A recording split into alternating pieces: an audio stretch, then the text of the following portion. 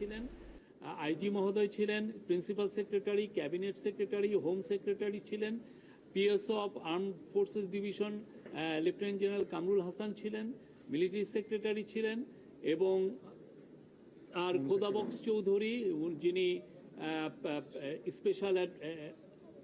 Special assistant on home affairs উনি ছিলেন, home secretary বলেছি। তো এই মিটিংটা খুবই ইম্পর্টেন্ট, 2 ঘন্টার মিটিং ছিল। 2 ঘন্টার মিটিংয়ে সামনে যে ইলেকশন আসছে, ইলেকশনের যে প্রস্তুতি আমাদের কীরকম এবং সেই অনুযায়ী আমরা কি কি কাজ আরও করতে পারি জোরদারভাবে, সেগুলো নিয়ে আলাপ হয়েছে।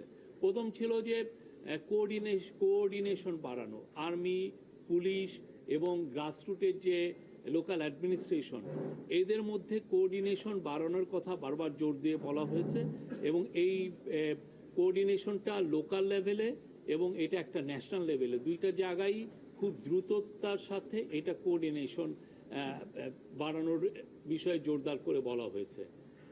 আপনার ইলেকশনের আগে পুলিশের প্রস্তুতির কথা বলা হয়েছে, এবং পুলিশের আইজি মহোদয় বলেছেন যে আগামী মাস থেকে 1.5 লক্ষ পুলিশের ট্রেনিং হবে ইলেকশনের বিষয়ে।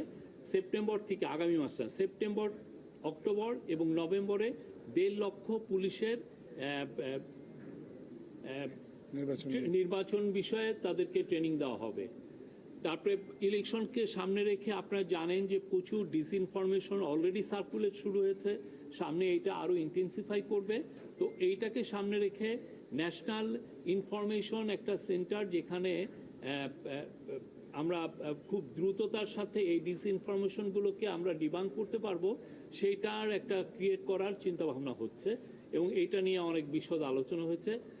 চিফ অ্যাডভাইজার আমাদের হোম মিনিস্ট্রি বা পুলিশের এখানে বা যে একটা সেন্ট্রাল কমান্ড স্ট্রাকচার কিছুদিন আগে করা হয়েছে আপনারা জানেন, সেখানে একটা মিডিয়া সেন্টার প্রতিষ্ঠা করার কথা বলেছেন, যাতে করে খুব দ্রুত এই আইন শৃঙ্খলা সংক্রান্ত যে কোনো ইনফরমেশন খুব দ্রুত কালেক্ট করা যায়, এবং ওই দিনই ওই সময়ই এটা যাতে ডিসেমিনেট করা যায়, এবং সেই জায়গায় প্রতিদিনই যাতে প্রেস কনফারেন্স করে আপনাদেরকে জানানো যায় যে কোথায় কি কিভাবে হচ্ছে, কোথাকার সিচুয়েশনটা কি, এই প্রত্যেকটা বিষয়, এবং খুব দ্রুততার সাথে, এবং এইটার থেকে আপনারা যাতে প্রতিনিয়ত সব সময় যাতে ইনফরমেশন পান, সেই বিষয়ে জোরদার করতে বলা হয়েছে।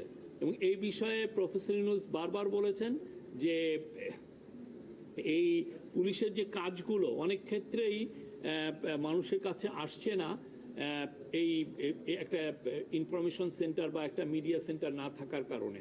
পুলিশ অনেক জায়গায় অনেক ভালো ভালো কাজ করছেন, অনেক জায়গায় ইন্টারভেনশন ওরা খুব দ্রুতই করছেন, কিন্তু দেখা যাচ্ছে যে এই বিষয়গুলো আমাদের অনেকের কাছেই জানা থাকছে না। সেই জন্য এই মিডিয়া সেন্টারটা এটা এইভাবে কাজ করবে।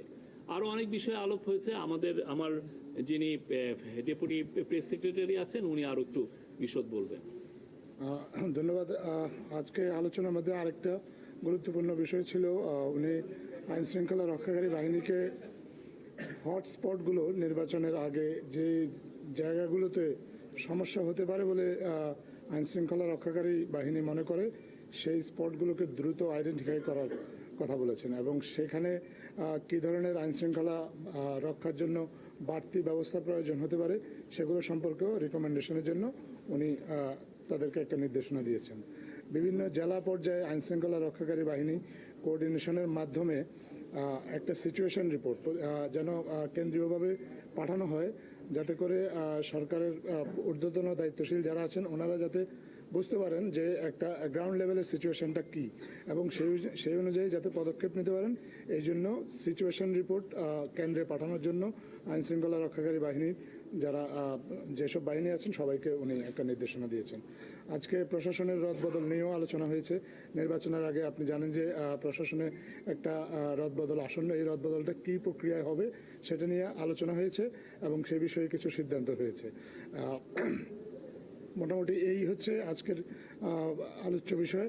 এর বাইরে যদি এখন আপনাদের কোনো প্রশ্ন থাকে না, আরো দুইটা বিষয় সেটা বলছি। একটা হচ্ছে যে আজকে ইউএস অ্যাম্বাসাডার, ইউএস চার্জে অ্যাফেয়ার্স টেসি অ্যান্ড জ্যাকবসন আজকে প্রফেসর ইউনূসের সাথে কল অন করেছেন। এটা খুবই একটা সৌহার্দ্যপূর্ণ একটা পরিবেশে মিটিং হয়েছে। সেই মিটিংয়ে ইউএস এর বাংলাদেশের যে ট্যারিফ টক্স, তারপরে কাউন্টার টেরোরিজম, আমাদের ইলেকশনের প্রস্তুতি, কনসেনসাস কমিশনের যে ডায়ালগগুলো হচ্ছে সেগুলো নিয়ে কথাবার্তা হয়েছে। প্রফেসর ইউনূস পুরো ইউএস সার্চ দ্য অ্যাফেয়ার্সকে জানিয়েছেন যে বাংলাদেশ গভর্নমেন্টের, ইন্টারিম গভর্নমেন্টের টপ প্রায়োরিটি হচ্ছে কাউন্টার টেরোরিজম, এবং উনি বলেছেন টেরোরিস্টদের ব্যাপারে এই গভর্নমেন্টের জিরো টলারেন্স, কোনো ধরনের কোনো টলারেন্স টেরোরিস্টদের প্রতি শো করা হবে না, জিরো টলারেন্স। উনি এটা ব্যক্তহীন কণ্ঠে জানিয়েছেন। আর আজকে আপনার আজকে রাতে আমাদের প্রতিনিধি দল ইউএসএ যাচ্ছেন। আজকে টক্সটা শুরু হওয়ার কথা, ট্যারিফের টক্স হওয়ার কথা।